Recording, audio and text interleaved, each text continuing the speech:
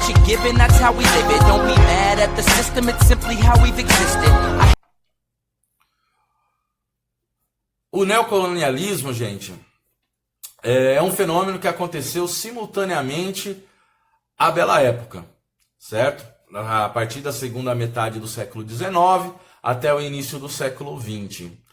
E o que foi esse neocolonialismo? O próprio nome já diz, neocolonialismo, novo colonialismo.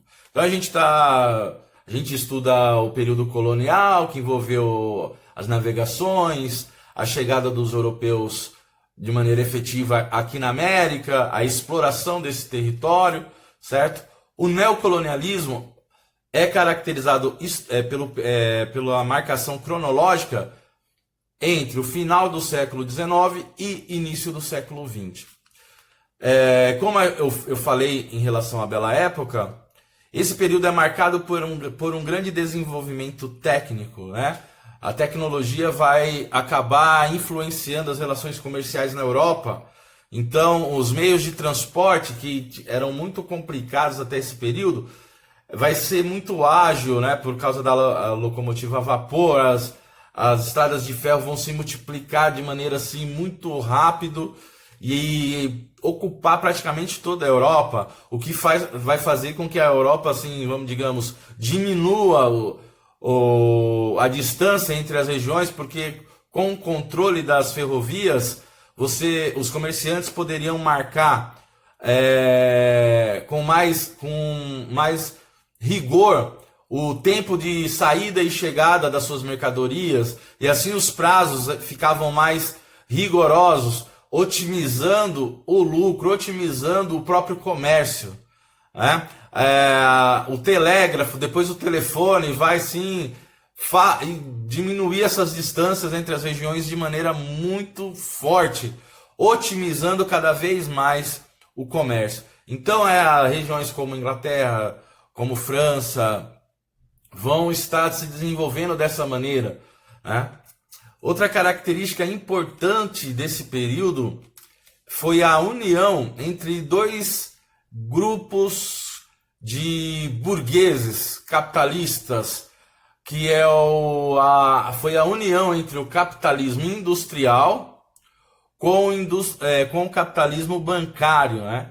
A união dessas empresas, bancária e indústria, vai acabar favorecendo o surgimento de grandes corporações, de grandes empresas que vão pressionar os governos dos seus estados, né, a garantir territórios para que lhes oferecesse matéria-prima e mão de obra farta para os seus negócios, né? Então uma coisa vai acabar se relacionando com outra, né?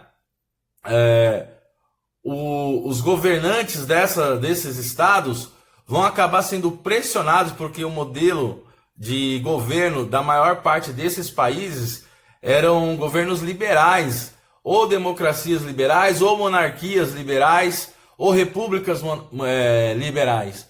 Então, os comerciantes, né, os chefes dessas grandes corporações acabavam pressionando os seus governos para que aumentasse as suas áreas de comércio e de negócios. A Europa, por exemplo, num curto período de espaço, logo vai ficar estagnada, de tanto que ela vai crescer economicamente. Logo, não vai ter mais matéria-prima disponível na Europa. É o caso que vai levar a alguns conflitos. A Guerra Franco-Prussiana, por exemplo, é um exemplo disso, onde vai haver um conflito entre a França e a Prússia por reservas de minério para abastecer o que seria a Alemanha, a indústria nascente do que seria a Alemanha, e a indústria que estava se desenvolvendo, francesa. Então a gente começa a perceber um cenário de desenvolvimento econômico. Na Europa vai haver um crescimento econômico muito rápido, e isso vai levar a uma estagnação, e aí essas grandes corporações vão acabar pressionando os seus governos para expandir. E qual foi a alternativa que esses grandes capitalistas liberais do final do século XIX início do século XX vão encontrar? Realizar uma série de conferências, né, de reuniões entre as ditas potências mundiais da época, para decidir a partilha de continentes que eles não haviam explorado ainda, que é o caso do continente africano e do continente asiático. Olha só que curioso. Então, ó, capitalismo visa lucro, não é isso? Para aumentar os seus lucros, para aumentar a sua capacidade de arrecadação, o que esses empresários, essas grandes corporações vão fazer? Já que a Europa não dava conta mais nem de absorver os produtos que ela criava e nem de produzir porque os seus recursos naturais estavam se acabando. A solução foi muito rápida para eles. A gente precisa ocupar outros territórios.